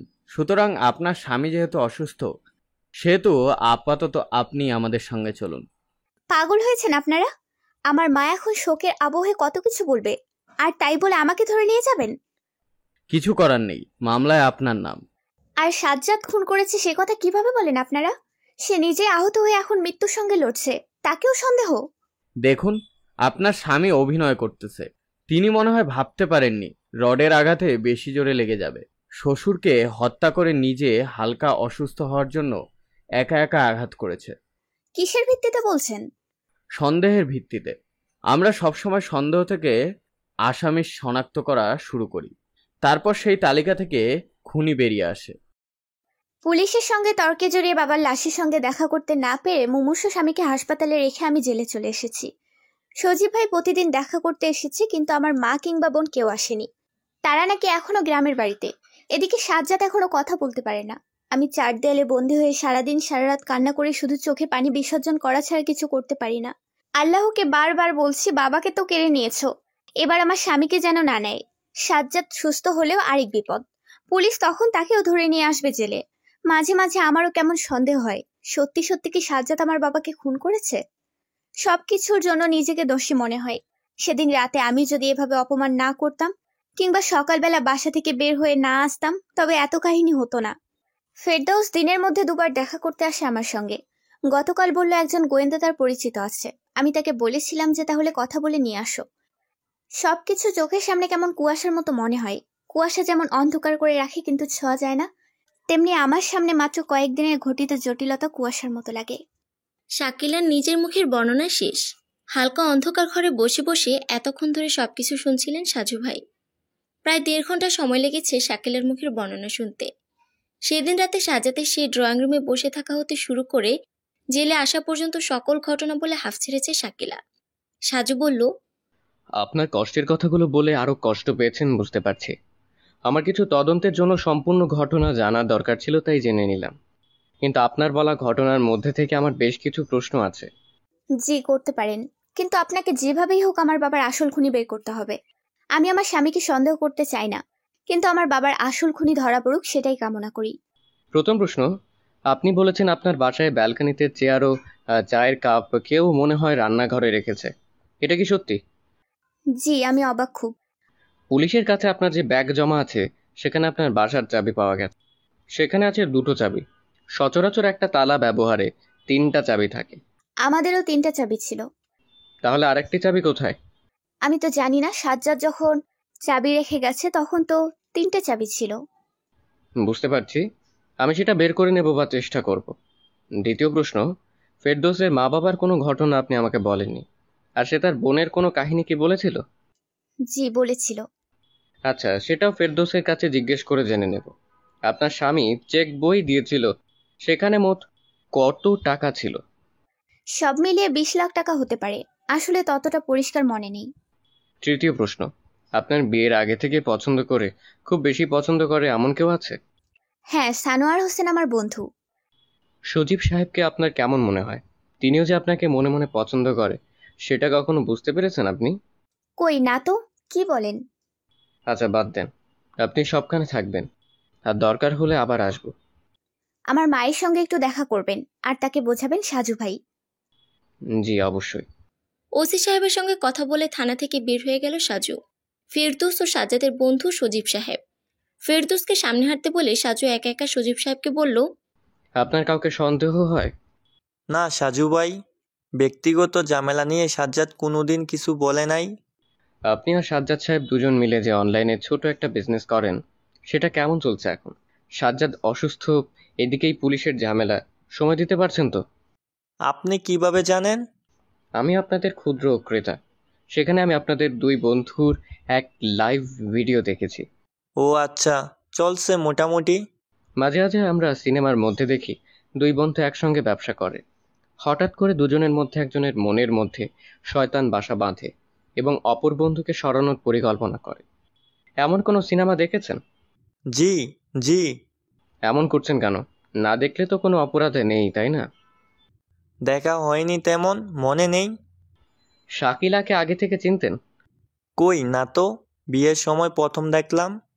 আমি খুব দ্রুত কিছু তথ্য বের করেছি সাজ্জাদ, শাকিলা ও আপনার ব্যাপারে। বাকিদের সবকিছু আস্তে আস্তে বের করব। তবে আমার স্বল্প সময় বের করা তথ্য অনুযায়ী আপনি শাকিলাকে আগে থেকে চিনতেন। কে বলেছে আপনাকে? এই বিষয়ে আগামী পরশু আপনার সঙ্গে কথা হবে আমার। আজকে আমি যাই। আপনি কি আমাকে সন্দেহ করেন? কি জানি ভাই, তথ্য অনুযায়ী যাকে যেটা বলা দরকার সেটাই বলি। তাতে যদি সন্দেহের তালিকা মনে হয় তাহলে তাই। আমি সাজ্জাদের সবচেয়ে ভালো বন্ধু। আমি ওসি সাহেবকে বলে দিয়েছি আপনাকে আর হাসপাতালে প্রবেশ করতে দেওয়া হবে না। শাকিলা যখন তার বাবাকে খুন করার হুমকি দেয়, তার আগে আপনাদের মধ্যে ঠিক কি কথা হয়েছে জানতে পারি? প্রশ্ন করে উত্তরের অপেক্ষায় তাকিয়ে আছে সাজু। তার পাশে বসে আছে তার বন্ধু রামিসা। শাকিলার মা বললেন, সাজ্জাদের সঙ্গে সম্পর্ক আমরা রাখতে চাচ্ছিলাম না। শাকিলা নিজেও যেতে চায়নি, তাই ওর বাবা তার উকিল বন্ধুর সঙ্গে কথা বলে। কিন্তু হঠাৎ করে যে শাকিলা মতামত পরিবর্তন করে, তখন তার বাবা রেগে যায়। আপনি একজন মা, নিজের মেয়ের সংসার রক্ষা করার জন্য কখনো স্বামীকে বুঝিয়েছেন? আমি আমার স্বামীর কথার উপর কোনোদিন কথা বলতে পারতাম না, কারণ তিনি কখনো কোনো ভুল সিদ্ধান্ত নিতেন না। আমার মনে হচ্ছিল তিনি শাকিলার বিষয়ে সঠিক সিদ্ধান্ত নিচ্ছেন। হাদিস অনুযায়ী একটা পুরুষের চরিত্র সম্পর্কে তার স্ত্রী সবচেয়ে বেশি জানেন। আপনি আপনার স্বামীকে ঠিক কতটুকু ভালো মনে করতেন? তিনি যা করতেন সবকিছুই কি ঠিক? দেখুন, পৃথিবীতে সকল মানুষের ভুল ত্রুটি আছে বা থাকবে, তবে ব্যক্তিগত হিসেবে আমার স্বামী খুব ভালো মানুষ ছিলেন। তাহলে আপনি শাকিলার পা ধরে কেন একদিন বলেছিলেন, তোর বাবার কথা শোন, না হলে তো আমাদের সংসারে অশান্তি আসবে? এই কথা বলে কেন তার সাজ্জাদের সঙ্গে তাকে খারাপ ব্যবহার করতে বাধ্য করেছেন? দেখুন, এটা পুরোপুরি সত্যি নয়। তাছাড়া মাঝে শাকিলা নিজেই সাজ্জাদকে সহ্য করতে পারত না, সে বিবাহিত অবস্থায়। এতটুকু বলতেই পাশে দাঁড়িয়ে থাকা সুমনা বলে উঠল, মা, কি সব বলছো? সাজু বলল, দেখুন, আমার কাছে কিছু গোপন করতে গেলে আপনারা বিপদে পড়বেন, কারণ আমি সত্যিটা খুঁজে বের করবই। কিন্তু আপনারা যদি কিছু গোপন করেন, তারপর সেটা আমাকে খুঁজে বের করতে হয়, তাহলে তখন সম্পূর্ণ সন্দেহ আপনাদের উপর এসে পড়বে। তাই একটা কথা গোপন করতে গিয়ে অনেকটা মিথ্যে বলা বিরত থাকুন। সুমনা বলল, আমরা কিছু লুকাইনি। শাকিলা তার স্বামীর সঙ্গে রাগ শেষে যতদিন এই বাড়িতে ছিল, তখন কোন রুমে থাকতো? সুমনা বলল, আমার রুমে। আমি সেই রুমের মধ্যে একটু যেতে চাই। দেখুন, রুমটা আমার। একটা মেয়ের রুমের মধ্যে হুট করে বাইরের মানুষ প্রবেশ করতে পারে না। কিন্তু তবুও যেতে হবে। আচ্ছা, চলুন। সাজ্জাদকে আইসিইউ থেকে বের করে কেবিনে নেওয়া হয়েছে। যদিও মোটামুটি সুস্থ, কিন্তু এখনো পরিষ্কার করে কথা বলে কিছু বলার শক্তি তার মধ্যে নেই। সাজুর পরামর্শে পুলিশ পাহারা আরো বৃদ্ধি করা হয়েছে। ওসি সাহেব নিজে সকালবেলা ও বিকেল বা সন্ধ্যায় আসেন। সাজু ও রামিসা দুজন মিলে ওসি সাহেবের সঙ্গে সঙ্গে হাসপাতালে এসেছে। সাজ্জাদকে কিছু জিজ্ঞেস করার অনুমতি ডাক্তার দিলেন না। আরো একটা দিন অপেক্ষা করতে হবে তার সঙ্গে কথা বলতে হলে। কেবিন থেকে বেরিয়ে সাজু বলল, সাজ্জাদের বাসার প্রতিটি জিনিসে কার কার হাতের ছাপ আছে বা কতজনের আছে এগুলোর রিপোর্ট এসেছে? হ্যাঁ, যে লোহার রড দিয়ে সাজ্জাদকে আঘাত করা হয়েছে তাতে স্পষ্ট সাজ্জাদের নিজের হাতের ছাপ আছে। ঘরের বিভিন্ন আসবাবপত্র মোটামুটি অনেক কিছুই টেস্ট করা হয়েছে, কিন্তু সেখানেও তেমন কিছু মেলেনি। আপনি কি জানেন ওদের বাসায় একটা চেক বই ছিল, সেখানে 20 লাখ টাকা সিগনেচার করা। সাজ্জাদ নিজে শাকিলার জন্য রেখেছিল, কিন্তু শাকিলা সেটা রেখেই নোয়াখালী গিয়েছিল। আমরা তো কোনো চেক বই পাইনি, কিন্তু আপনি জানলেন কিভাবে? শাকিলা বলেছে। তবে সেই চেক বইয়ের কথা সাজ্জাদ, সজীব ও শাকিলা ছাড়া আর কেউ মনে হয় জানে না। তাহলে সেটা কোথায়? সেটা খুঁজে বের করার দায়িত্ব আপনার। আপনি সাজ্জাদের ব্যাংক অ্যাকাউন্টে খোঁজ লাগান, খোঁজ নিয়ে জানুন টাকা কি কেউ তুলে নিয়ে গেছে বা টাকা তুলতে কেউ গিয়েছে। আপনি এখন কোথায় যাবেন? সানোয়ার হোসেন, শাকিলার বন্ধুর কাছে। আর সেখান থেকে আপনার থানায় যেতে হবে, কারণ শাকিলার কাছে কিছু প্রশ্ন করতে হবে। তাহলে থানাতেই দেখা হবে। আপনাকে 3টা কাজ করতে হবে স্যার। বলুন। সজীব সাহেবকে চেক বইয়ের বিষয়ে ভালো করে জিজ্ঞেস করবেন। আপনার কাছে 3টা নাম্বার দিচ্ছি, সেই 3টা নাম্বারের গত 1 মাসের সকল কল লিস্ট জোগাড় করবেন। আর আপাতত এগুলো। আমরা মোটামুটি নিশ্চিত সাজ্জাদ খুন করেছে। কেন শুধু শুধু জটিলতা তৈরি করছেন? আচ্ছা, আমি সংগ্রহ করতে পারবো। দরকার নেই, আমি আপনার সবকিছু বের করে জানাবো, কিন্তু আমি বোঝাতে চাই এই বিষয়টা কেমন জটিল করেছেন। স্কুলে আমার এক শিক্ষক ছিল, তিনি অঙ্কের সময় সকল অঙ্ক জটিল সূত্রে সমাধান করতেন। একটা কঠিন সূত্র প্রয়োগ করে তাড়াতাড়ি করে সমাধান হয়ে যেত। তিনি বলতেন, একটু কষ্ট করে সূত্র মুখস্থ করলে পরীক্ষার হলে অনেক সময় সঞ্চয় করা যায়। ঠিক বলেছেন, মানুষ যত বেশি কষ্ট করে ততই তাড়াতাড়ি সফল হয়। আমি 3 দিনের মধ্যে চেষ্টা করব সমাধান করতে, কারণ আমার এক বন্ধু থাকে চট্টগ্রামে, আর সে খুবই অসুস্থ। তার নাম কি? শফিক, সজীব, রকি ও সাজু, আমরা 4 বন্ধু। যে অসুস্থ তার নাম সজীব। পরন্ত বিকেল। রাস্তার পাশে খোলা স্থানে দাঁড়িয়ে দাঁড়িয়ে কথা বলছে সানোয়ার। সানোয়ার হোসেন ছেলেটাকে যতটা চঞ্চল ভেবেছিল ততটা চঞ্চল মনে হচ্ছে না। জি বলেন, কে আপনি? শাকিলার বাবার খুনের রহস্য বের করার জন্য আমি চেষ্টা করছি। আপনি শাকিলার বন্ধু এবং তাকে একসময় অনেক পছন্দ করতেন, তাই সেই কারণে আপনার কাছে আসা। আচ্ছা ঠিক আছে, কিন্তু আমি কিভাবে সাহায্য করতে পারি আপনাকে? তেমন কিছু না, শাকিলার বাবার কিছু গোপন কারবার বের করতে হবে। শাকিলা নিজেই স্বীকার করেছে তার বাবা অনেক অন্যায় কাজ করতেন, সেগুলোর 2-1টা বের করতে হবে। কিন্তু আমি কিভাবে জানবো? যেহেতু শাকিলা তোমার বেস্ট ফ্রেন্ড, সেহেতু তার বাসায় নিশ্চয়ই যাতায়াত ছিল, অথবা ভুল করে হলেও একদিন না একদিন শাকিলা তার বাবার ছোটখাটো কোনো অপরাধ হলেও বলেছে। কিন্তু আমি সেই সব জানতে চাই না। আপনি শুধু তার সেই কাজের সঙ্গে সম্পৃক্ত কিছু ব্যক্তি খুঁজে বের করবেন। ব্যাপারটা যতটা কঠিন মনে হচ্ছে ততটা কঠিন নয়। ঠান্ডা মাথায় চিন্তা করলেই দেখবেন আপনি অনেক কিছু বের করতে পারবেন। আমাকে এসবের মধ্যে কেন জড়াচ্ছেন? আপনি নিশ্চয়ই চান শাকিলার বাবার খুনের আসল খুনি ধরা পড়ুক। হ্যাঁ, অবশ্যই চাই। আমি পুলিশের সঙ্গে সবকিছু বলতে পারি না, কারণ তারা ছোটখাটো কিছু পেলেই সেটাকে হাত পা বানিয়ে মিডিয়ার কাছে বলে দেয়, তখন তদন্তের অনেক গোপনীয়তা বের হয়ে যায়। আর এজন্যই কিন্তু পুলিশের চেয়ে গোয়েন্দারা রহস্য তাড়াতাড়ি বের করতে পারে। আমি চেষ্টা করব আপনাকে সাহায্য করতে। আপনি তো শাকিলার সঙ্গে জেলের মধ্যে দেখা করতে যান মনে হয়, তাই না? হ্যাঁ, 2বার গিয়েছিলাম। ওর স্বামীর জন্য কান্না করে, আবার নিজে বন্দি সেটাও আফসোস করে। দরকার হলে তার কাছে জিজ্ঞেস করে হলেও কিছু বের করবেন। জি ভাই। মেলা মেলা ধন্যবাদ সানোয়ার হোসেন। রিকশা পাশাপাশি বসে থানার দিকে যাচ্ছে সাজুভাই ও রামিসা। ফুরফুরে বাতাস আর ব্যস্ততম শহরের মধ্যে মানুষের আনাগোনা। রামিসার ধারণা ছিল সাজু এখন গভীর চিন্তায় মগ্ন থাকবে, কিন্তু তা না করে সে গুনগুন করে গান গাইছে। সাজু বলল, রামিসা, তুমি কি কালকে সকালে উঠে নোয়াখালী যেতে পারবে আমার সঙ্গে? কিন্তু কেন সাজু ভাই? সাজ্জাদ যে বাড়িতে গিয়েছিল সেই বাড়িতে ফেরদৌস গেছে কিনা সেটা জানার জন্য। মানে? ফেরদৌস সেই দিন হয়তো ইচ্ছে করেই সাজ্জাদের সফর সঙ্গী হয়েছে। কিন্তু কেন? গোলমালটা সেখানেই। কার সঙ্গে কার যোগসূত্র সেটা নাম্বারের যাবতীয় কল লিস্ট পাওয়া পর্যন্ত বুঝতে পারছি না। কার কার নাম্বার ছিল সেখানে? শাকিলা, ফেরদৌস ও সাজ্জাদের বন্ধু সজীব। বলেন কি? এদের তিনজনের লিস্ট কেন? আগে রিক্সা থেকে নামো। থানার মধ্যে ওসি সাহেব নেই, তিনি মাগরিবের কিছুক্ষণ আগে বের হয়েছেন। তবে সাজু আসলে যেন তার জন্য অপেক্ষা করে সেটা দারোগার কাছে বলে গেছে। দারোগা সাহেবের অনুমতি নিয়ে সাজু ভাই শাকিলার কাছে গেল।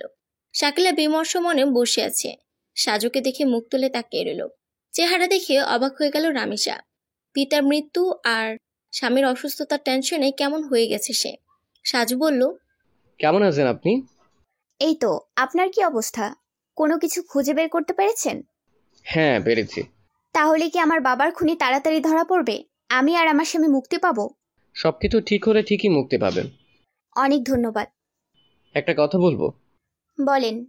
আপনি আমার সঙ্গে অনেক কিছু মিথ্যে বলেছেন, আবার অনেক কিছু গোপন করেছেন। এর কারণ কি? কি মিথ্যে বলেছি? আর গোপন করব কেন?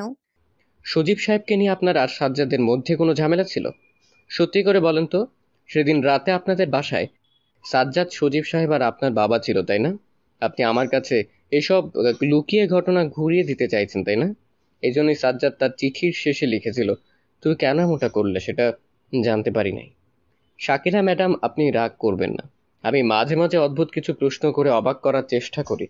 আমি ভাবছি অন্য কিছু। এভাবে সম্পূর্ণ দোষারোপ করে কথা বলা ঠিক না সাজু ভাই।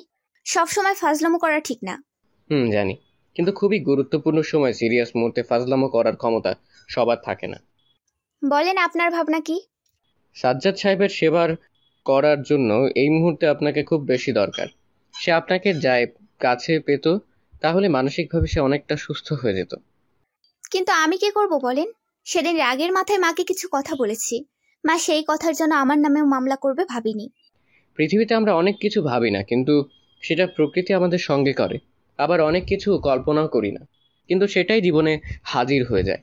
আমি চেষ্টা করব আপনাকে জমিনে মুক্ত করা যায় কিনা, যেহেতু আপনি খুনের সময় নোয়াখালী ছিলেন। তাছাড়া সন্দেহের তালিকায় সবার উপরে সাজ্জাদ। ও কথা বলবেন না। আমি জানি সাজ্জাদ আমার বাবাকে খুন করেনি।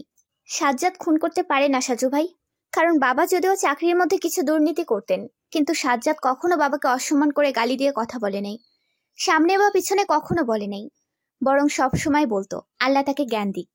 দেখুন, রহস্যের সমাধান নিয়ে আমি এগিয়ে যাচ্ছি। সাজ্জাদ সাহেব সুস্থ হলে তার বক্তব্য থেকে অনেক কিছু পাওয়া যেত। সেদিন রাতে সে কখন বাসায় গেছে, কিভাবে আহত হয়ে গেছে। সাজ্জাদ কি কথা বলতে পারে? না, তবে বিপদমুক্ত। এ পর্যন্ত কোনো আলামত পাওয়া গেছে যেগুলো দিয়ে সামনে বাড়াবেন? হ্যাঁ, পেয়েছি। 60% বের হয়ে গেছে। আজকে কিছু নাম্বারের কল লিস্ট আসবে, তারপর সেখান থেকে আরো 20% পাওয়া যাবে। তারপর বাকিটা আমি বের করে নেব। কাকে কাকে সন্দেহ হয়? সজীব সাহেব, ফেরদৌস, উকিল সাহেব, বাড়ির মালিক ইত্যাদি। ফেরদৌস তো আমার সঙ্গে ছিল, আর সজীব ভাই আমাদের সবচেয়ে বিশ্বস্ত ব্যক্তি। এটা আমার সন্দেহের তালিকা। পরীক্ষার সময় অনেক ক্ষেত্রে সাজেশনে 80% প্রশ্নটাও কমন পড়ে যায়। কিন্তু সজীব ভাই সকালবেলা আমাকে যখন বললেন আপনারা তাকে সন্দেহ করছেন, তখন আমার লজ্জা লেগেছে। লজ্জা কেন? আমরা কিছু তথ্যের জন্য তাকে সন্দেহ করতেই পারি। এতে করে আপনার বা তার লজ্জিত হবার কারণ কি? আপনি সজীব ভাইকে সন্দেহের তালিকা থেকে বের করে রাখুন। তিনি আমার বাবাকে খুন করে নাই, আমি জানি। আপনার স্বামীর বন্ধুর প্রতি আপনার বিশ্বাস মুগ্ধ করেছে আমাকে। তবুও আমি আমার সন্দেহের তালিকা আমার কাছে রাখি। আমার মা বোন কেমন আছে? তারা কেউ যখন খোঁজ নেয় না তখন খুব খারাপ লাগে। আশা করি খুব দ্রুত আপনার জীবন থেকে সব বিপদ কেটে যাবে। ধৈর্য ধরুন। রাত আনুমানিক 10:30। ডিনার করে বাসার সাথে হাঁটছে সাজু। মাথার মধ্যে কয়েকটা মানুষের মুখ ভাসছে। সবকিছু কেমন যেন কুয়াশার মতো মনে হচ্ছে। দূর থেকে অন্ধকার, কিন্তু সামনে এগিয়ে গেলে কিছুটা হলেও পরিষ্কার দেখা যাচ্ছে। কুয়াশার মধ্যে যেমন অনেক দূরের পথ দেখা যায় না, এই রহস্যের অবস্থা ঠিক তাই। এখনই বোঝা যাচ্ছে না অনেক সামনে কি আছে। চোখের সামনে যা ঘটছে তাই দেখে পথ চলতে হচ্ছে সামনে। সাজুর ধারণা খুব শীঘ্রই কুয়াশা কাটতে শুরু হবে। হুট করে সূর্যের আলোতে উজ্জ্বল হয়ে যাবে সবকিছু। ধরা পড়বে আসল খুনি। সজীবের প্রতি এখন পর্যন্ত সবচেয়ে বেশি সন্দেহ হচ্ছে। তার সঙ্গে সাজ্জাদের খুব বেশি ভালো সম্পর্ক ছিল ঠিকই, কিন্তু সজীব মাঝে মাঝে খুব অন্যায়জনিত কাজ করত, যেগুলো সাজ্জাদ মেনে নিত কিন্তু খুশি হতো না। মোবাইল বেজে উঠল। স্ক্রিনে অপরিচিত নাম্বার দেখে তাকিয়ে রইল সাজু। একদম শেষ মুহূর্তে রিসিভ করে শান্ত গলায় বলল, আসসালামু আলাইকুম। অপর দিক থেকে মেয়েলি কণ্ঠে বলল, ওয়ালাইকুম আসসালাম। সাজু ভাই, আমি সুমনা। শাকিল আমার বড় আপু। আপনার সঙ্গে আজ আমাদের কথা হয়েছে। ও আচ্ছা, তুমি বলো। আচ্ছা, তুমি আমার নাম্বার পেলে কোথায়? কি যে বলেন সাজু ভাই, আপনি অনলাইন জগতের মধ্যে মোটামুটি পরিচিত। সাজু ভাই হিসেবে আপনাকে অনেকেই চেনে। আপনি ব্যক্তিগতভাবে গোয়েন্দা হলেও আপনার লেখালেখি আপনাকে বেশি পরিচিত করেছে। কিন্তু আমার মনে হচ্ছে তুমি নাম্বারটা অন্য উপায় সংগ্রহ করেছো। আমি এইমাত্র আপুর সঙ্গে দেখা করে বাসায় এসেছি। আপুর কাছে আপনার নাম্বার নেই, কিন্তু আপু আপনার লেখালেখি সম্পর্কে বললেন, তাই বাসায় এসে ফেসবুকে সার্চ করলাম। তারপর তো দেখলাম আপনার অনেক পরিচিত ও সুনাম। তারপর পেজ থেকে নাম্বার নিলাম।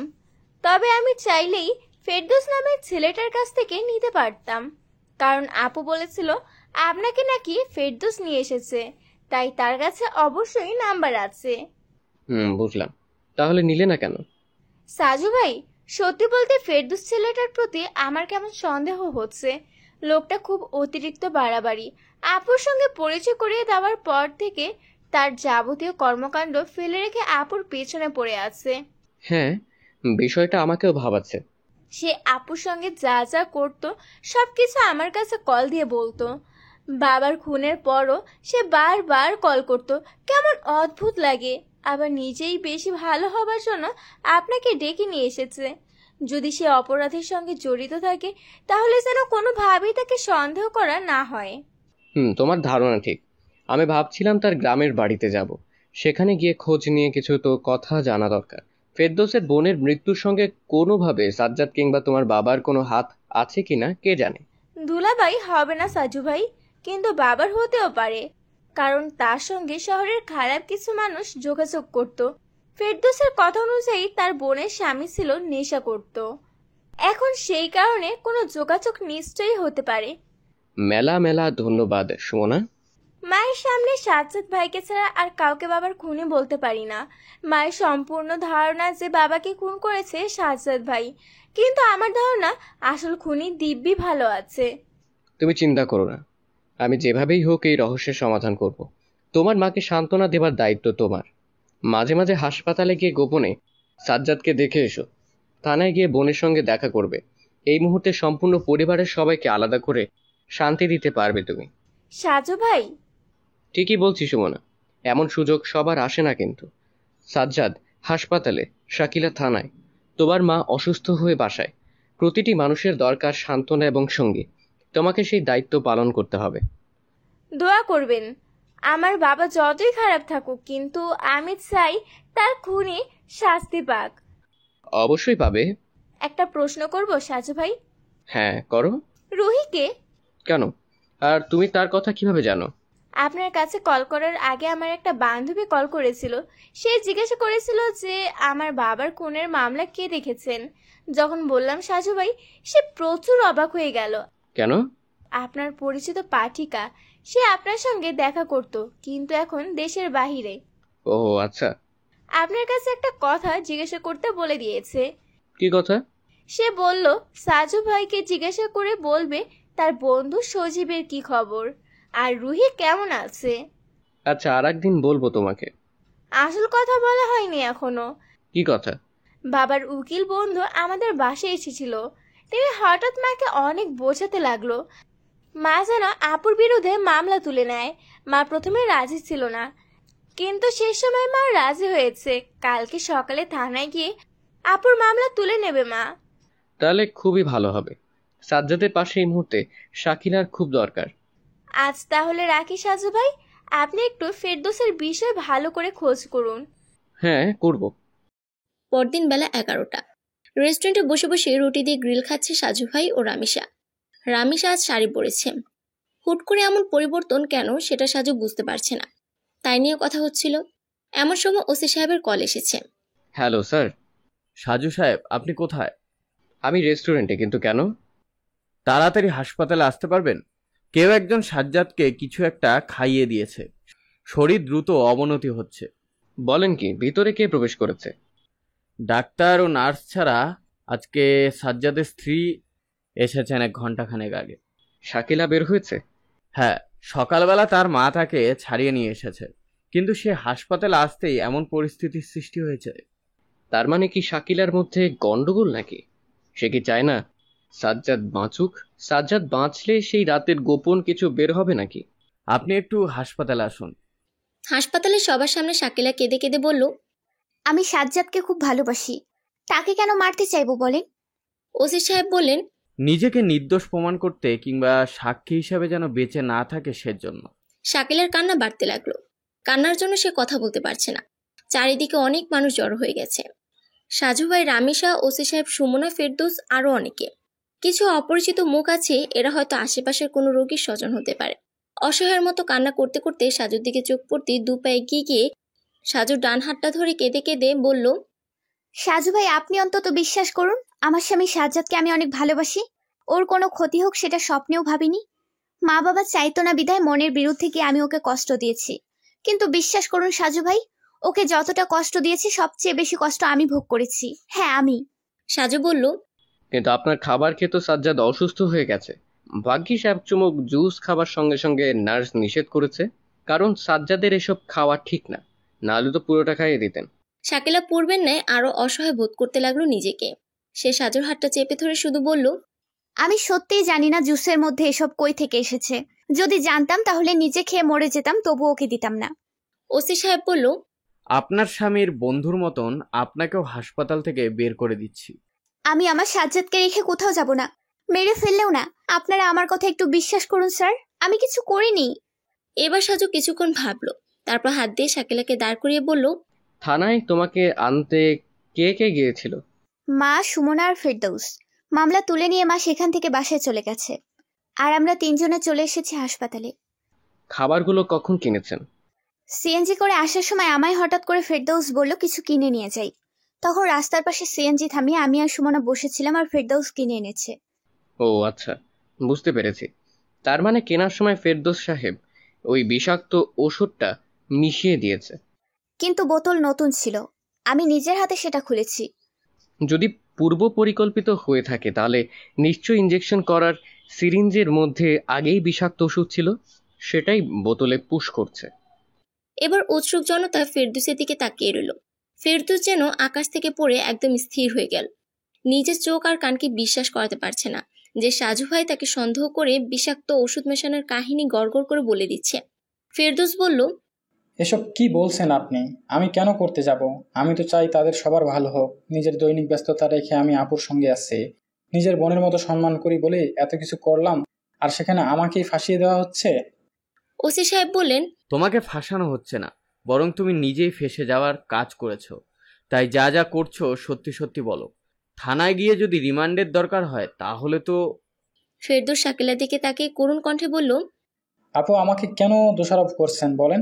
আমি কি এমন করেছি? সাজু বলল, একটা অপরিচিত মেয়ের সঙ্গে পরিচয় হবার সঙ্গে সঙ্গে তার প্রতি অতিরিক্তই আপ্যায়ন আমাদের মধ্যে সন্দেহ সৃষ্টি করেছে ফেরদৌস ভাই। সাজু ভাই, আপনাকে কিন্তু আমি নিজেই এনেছি এই মামলার রহস্য সমাধান করতে। যদি আমার কোনো অপরাধ থাকতো তাহলে আমি আপনাকে কেন আনবো? আমি তো জানি আপনি এলে খুনি বের হবেই হবে। আপনি বুদ্ধিমান। ওই যে অতিরিক্ত বাড়াবাড়ি, তুমি বেশি ভালো হতে গিয়ে সমস্যা পাকিয়ে গেছে। লেবু কচলালে তেতো হয়ে যায়, সবকিছুই পরিমাণ মতো করতে হয়, না হলে বিপদ। আমি এখন বুঝতে পারছি সেটা। যদি জানতাম এভাবে ফেঁসে যাব তাহলে কিছুতেই তাদের সঙ্গে যোগাযোগ করতাম না, আর আপনাকে ডাকার কোনো প্রশ্নই আসতো না সাজু ভাই। এমন সময় ডাক্তার এসে বলল, সাজ্জাদ এখন মোটামুটি বিপদমুক্ত। সে নাকি তার স্ত্রীর সঙ্গে কথা বলতে চায়। সবাই শাকিলাকে সন্দেহ করেছে শুনে সে মন খারাপ করেছে। সুতরাং আপাতত আলোচনা এখানে স্থগিত করা হয়েছে। সবাই দাঁড়িয়ে আছে। সাজু ভাই, রামিসা, ওসি সাহেব ও শাকিলা সবাই সাজ্জাদের কেবিনে প্রবেশ করলো। শাকিলা কেবিনে প্রবেশ করে আবার কান্না শুরু করে দিল। তারপর বেডের কাছে গিয়ে সাজ্জাদের মাথা বরাবর ফ্লোরে বসে সাজ্জাদের দিকে তাকিয়ে বলল, তুমি বিশ্বাস করো, তোমাকে আমি মারতে চাই নাই, এরা সবাই আমাকে ভুল বুঝছে। সাজ্জাদ আস্তে আস্তে বলল, আমি জানি তুমি এমনটা করতে পারো না। ওসি সাহেব, আপনি ওকে কিছু বলবেন না। আপনারা আসল খুনি বের করতে চেষ্টা করুন। সাজু বলল, আমি যদি আপনাকে কিছু প্রশ্ন করতে চাই তাহলে উত্তর দিতে পারবেন? জি, চেষ্টা করব। সাজু তখন নিজের মোবাইলের স্ক্রিন সাজ্জাদের দিকে তাক করে ধরলো। বলল, দেখুন তো এই প্রকৃতির পিকচারটা কেমন লাগে? সাজ্জাদ তাকিয়ে দেখে মোবাইলের স্ক্রিনে কোনো প্রকৃতির পিকচার নেই। সেখানে মাত্র কয়েকটি লাইন লেখা আছে ডায়েরি সফটওয়্যারে। সাজ্জাদ বিড়বিড় করে পড়ছে সেখানে লেখা, সাজ্জাদ ভাই, আপনাকে কিছু প্রশ্ন করব, তারপর আপনি হুট করে বলবেন আপনার বাসায় ড্রয়িং রুমে একটা লুকোনো ছোট্ট ক্যামেরা আছে। সেদিন রাতে কি কি হয়েছে সেটা সেই ক্যামেরা পেলেই জানা যাবে। আমি জানি ক্যামেরা নেই, কিন্তু তবুও আপনাকে এটা বলতে হবে, কারণ সেই কথা পুলিশ সহ সবাই জানতে পারবে আর খুনির কানে পৌঁছে যেতে পারে। সাজ্জাদ অবাক হয়ে গেল। সাজুর দিকে তাকিয়ে বলল, বাহ, অনেক সুন্দর লাগছে। আপনার মানসিকতা সুন্দর করার জন্য ছবিটি দেখালাম। এবার বলেন, সেদিন রাতে আপনার বাসায় ড্রয়িং রুমে কি হয়েছিল? আমি রাত 2:30টার দিকে বাসায় গেলাম। দরজা খোলা দেখে অবাক হলাম, কারণ আমি জানতাম শাকিলা নোয়াখালী চলে গেছে আমার সন্ধান করতে। তারপর আমি ভিতরে প্রবেশ করতেই কেউ একজন আমার মাথায় সজোরে আঘাত করে। কে ছিল সেটা বোঝার ক্ষমতা ছিল না। মুহূর্তের মধ্যে আমি ফ্লোরে লুটিয়ে পড়ি। আপনি কি দেখেছিলেন যে আপনার শ্বশুরের লাশ পড়ে আছে? না, দেখতে পাইনি, কারণ বাতি বন্ধ ছিল আর আমি মোবাইল বের করতে করতে আঘাত এসে লেগেছিল। শাকিলা তার মায়ের কাছে কল দিয়ে বাবাকে খুন করার হুমকি দেয়, জানেন আপনি? জি না। আপনার বাসায় আপনার শ্বশুর খুন হয়েছে বিষয়ে আপনার কি ধরনের ধারণা হচ্ছে? কারা বা কি কারণে এটা করতে পারে? যদি আপনার শ্বশুর তাদের টার্গেট হতো তাহলে কিন্তু যে কোনো স্থানে অনায়াসে মারতে পারত, কিন্তু তা না করে তাকে আপনার বাসায় ড্রয়িং রুমে মারা হয়েছে। আমার বাসার ড্রয়িং রুমে একটা লুকানো ছোট্ট ক্যামেরা আছে। আমি সেটা শাকিলার জন্য সেট করেছিলাম। যেমন? আমি সেদিন অভিমান করে চলে আসার পর আমার বিশ্বাস ছিল শাকিলা আসবে, কিন্তু সে আসার পরে তার কতটা খারাপ লাগে সেটা নিজ চোখে দেখতে চেয়েছিলাম। তার মানে আমরা যদি সেই ক্যামেরা উদ্ধার করতে পারি তাহলে তো জানতে পারবো আসলে কি ঘটেছিল সেই রাতে। হ্যাঁ, যদি খুনিরা সেই ক্যামেরা নষ্ট না করে তবে অবশ্যই পাবেন। সাজু মনে মনে বলল, বাহ, কত সুন্দর করে সাজিয়ে কথা বলে দিল। যদিও এটা মিথ্যে, তবুও যদি সামান্য মিথ্যে দিয়ে কিছু বের করা যায়। এই সময়েও ওসি সাহেব একটা প্যাচ লাগিয়ে প্রশ্ন করে বসলো, আপনি যদি জানতেন তাহলে তো আগেই দেখার কথা, কারণ মনে হয় আপনি আপনার মোবাইলটা কানেক্ট করে রেখেছেন, তাই না? ওসি সাহেবের এরূপ প্রশ্নের জবাবে সাজ্জাদ বলল, জি, কিন্তু শাকিলা নোয়াখালী রওনা দেবার পরে আমি আর বাসার ক্যামেরা চেক করিনি। ওসি সাহেব হয়তো আরো কিছু জিজ্ঞেস করতে চায়। সাজ্জাদ ভ্যাবাচেকা হয়ে সাজুর দিকে তাকিয়ে রইল। সাজু তখন ওসি সাহেবকে নিয়ে বের হবার তাড়া দিল। ওসি সাহেব বিমর্ষ মনে বের হয়ে গেল। বাহিরে বেরিয়ে ওসি সাহেব ফেরদৌসকে সেখানে থাকতে বললেন। সাজু উদ্দেশ্য ছিল ওসি সাহেব নিজে সবটা বলুক তারা কোথায় যাচ্ছে। শাকিলা কেবিন থেকে বের হয়ে এসে বলল, আমিও আপনাদের সঙ্গে যাব। কিন্তু কেন? আমিও সবটা দেখতে চাই সাজু ভাই, প্লিজ আমাকে নিয়ে চলুন। ওসি সাহেব ও সাজু দুজনের মুখের দিকে তাকিয়ে আবার সোজা হলেন। তারপর চারজন মিলে রওনা দিল বাসায়। বাসায় ওঠার ঠিক আগ মুহূর্তে সাজু তার বন্ধু রামিসাকে বলল, তোমাকে একটা কাজ করতে হবে। রামিসা বলল, কি কাজ? আমরা যখন ড্রয়িং রুমে ক্যামেরা খুঁজে বের করার ভান করব তখন তুমি পাশের রুমে গিয়ে কিছু একটা ফেলে দেবে। তারপর আমরা দৌড়ে সেখানে যাব এবং সেই 1 মিনিটের মধ্যে আমি একটা ক্যামেরা সেট করে দেব। তার মানে কি কোনো ক্যামেরা নেই? না, নেই। ওটা সাজ্জাদ মিথ্যে বলেছে, কারণ আমি তাকে বলতে বলেছি। সিঁড়ি বেয়ে ওঠার সময় সাজু মোবাইল বেজে উঠল। সাজু মোবাইল বের করে দেখে শাকিলার বোন সুমনা কল করেছে। সাজু রিসিভ করে বলে, হ্যাঁ সুমনা, বলো। সাজু ভাই, আপনারা কোথায়? আমরা তোমার আপুর বাসায়। সাজ্জাদ নাকি ড্রয়িং রুমে একটা ক্যামেরা লুকিয়ে রেখেছে অন্য কারণে। আজ হয়তো সেটা খুনি ধরার কাজে অনেক সাহায্য করবে। মানে? চমকে গেলে কেন সুমনা? কই না তো, কেন চমকাবো? চমকানোর কারণ তো অবশ্যই আছে। বড় আপুর চাবির গোছা থেকে চাবি সরিয়ে রাখা, তারপর সেই চাবি অন্য কারো কাছে দেওয়া, এতগুলো টাকার সই করা চেক বই। কি বলছেন এসব? সাজ্জাদের জুসের বোতলে বিষাক্ত ওষুধ মেশানোর কাজটা খুনি খুব ভালো করে করেছে। মানতে হবে তার অনেক বুদ্ধি আছে, কারণ এমন নিখুঁত কাজ সহজে করা যায় না। সাজু ভাই, আমি কিছুই করিনি।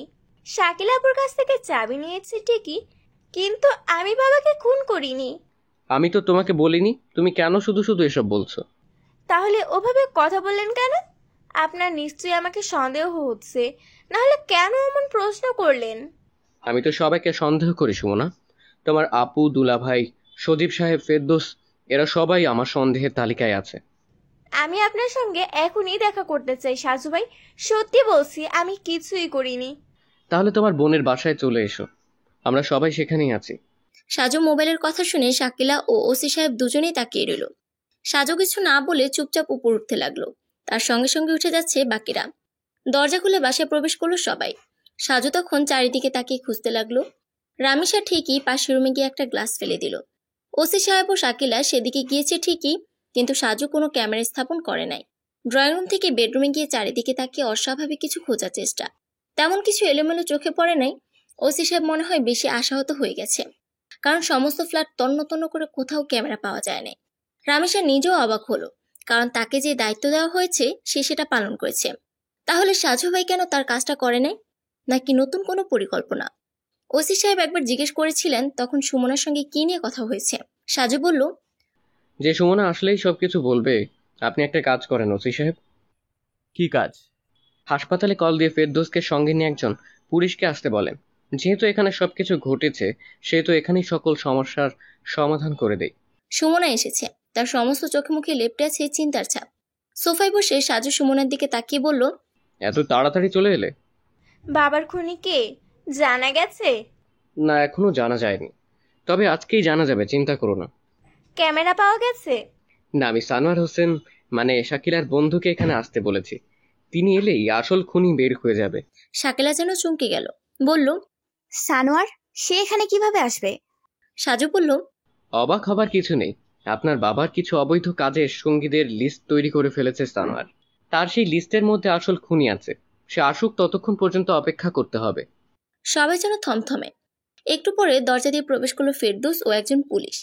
ফেরদৌস যেন আরো বেশি চিন্তিত হয়ে গেছে। একটু পরে সানোয়ার হোসেন প্রবেশ করলো। সাজু ভাই সুমনার দিকে তাকিয়ে বলল, তুমি তোমার আপুর চাবির গোছা থেকে কখন চাবি চুরি করেছো? আমি চুরি করিনি, চাবি নিয়েছিল বাবা। বাবা যখন দারোয়ানের কাছে চাবি দিতে গেল তখন সে একটা চাবি লুকিয়ে রাখে, তারপর বাকি দুটো দারোয়ানের কাছে দিয়ে আসে। কিন্তু আমার চোখে ধরা পড়ে।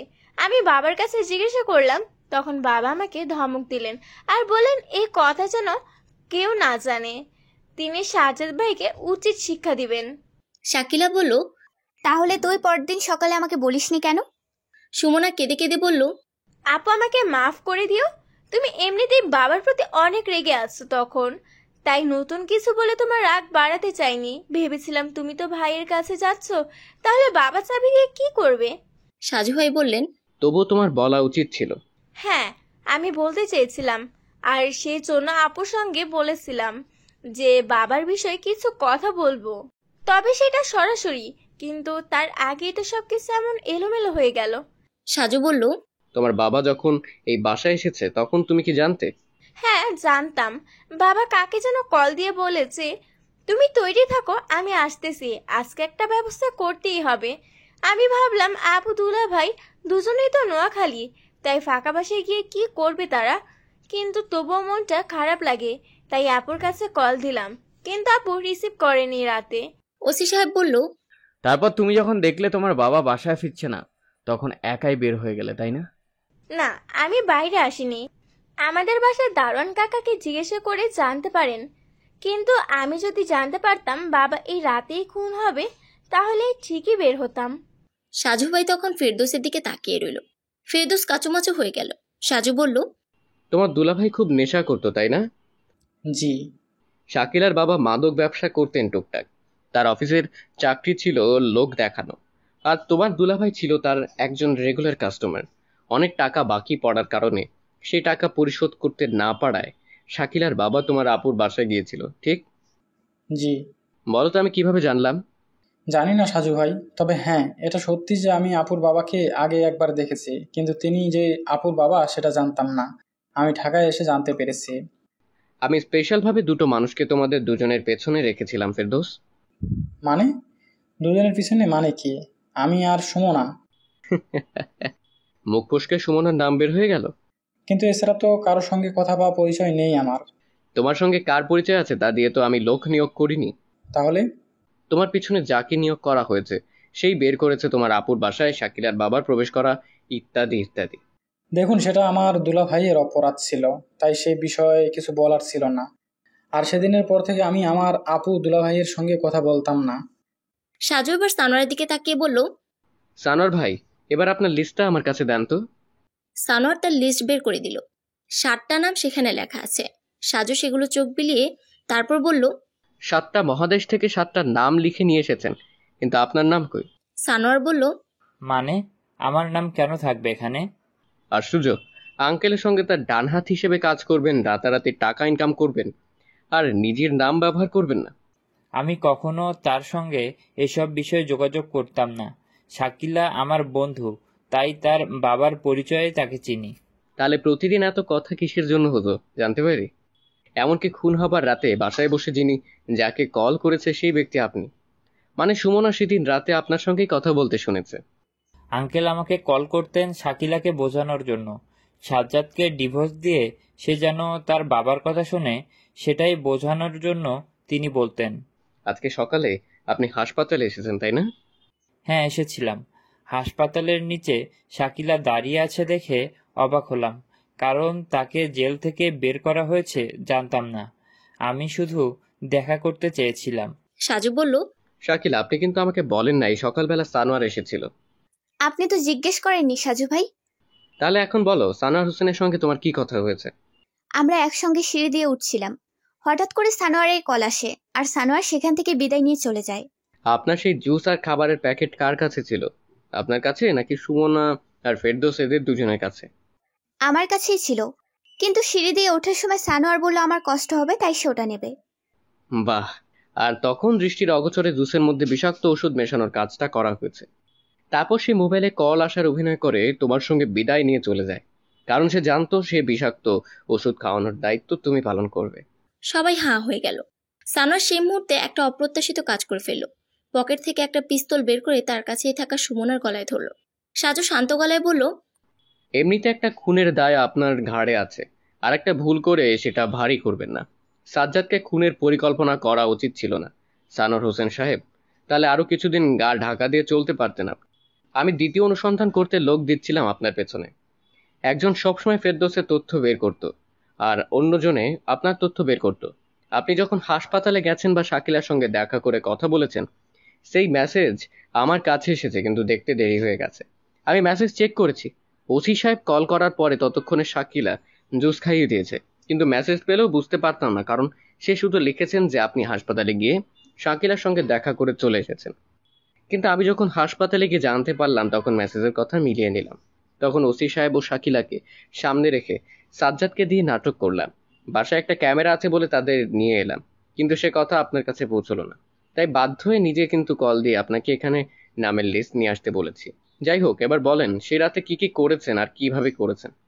সানোয়ার হোসেন কিছু বলতে যাবেন, তখনই তার অদূরে দাঁড়িয়ে থাকা ফেরদৌসের সঙ্গে আসা পুলিশ তার হাতের বন্দুক দিয়ে আঘাত করলো। সানোয়ার হোসেন মাটিতে পড়ে গেল। পিস্তলের শব্দ হলো। ফেরদৌস লাফ দিয়ে তাকে চেপে ধরলো। ওসি সাহেব দ্রুত পিস্তল কেড়ে নিল। অসহায় হয়ে বসে আছে সানোয়ার। বাড়ির মালিক ইতিমধ্যে এসে গেছে। সাজু ভাই কাচের গ্লাসে দুধ খাচ্ছে। দুধ বানিয়ে এনেছে শাকিলা। চা তৈরি করার জন্য যে প্যাকেটের দুধ ছিল আপাতত সেটা দিয়ে চলছে। সাজু বলল, সানোয়ার সাহেব, আমরা কিন্তু আপাতত আপনার কাছে শুনতে চাই। আদালতে তো অবশ্যই বলবেন, কিন্তু তার আগে আমরা একটু জানতে চাই। সানোয়ার বলতে শুরু করলো, আঙ্কেলের সঙ্গে আমি এই কাজে জড়িত প্রায় 1.5 বছর ধরে।